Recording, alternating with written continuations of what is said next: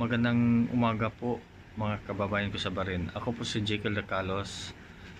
Nag-file po ako ng labor case sa dati kong amo dahil hindi niya binigay yung settlement ko, at nilapitan ko si Attorney Sara.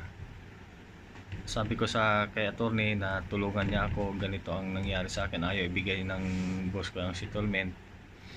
Tapos yun, sa tulong ni Attorney Sara, na ipanalo niya yung kaso ko. At saka kayo mga kababayan, kung may mga problema kay sa employer na hindi binigay ang settlement nyo, kontakin nyo lang si Attorney Sara, matutulungan kayo. Maraming salamat po. God bless you, Attorney Sara.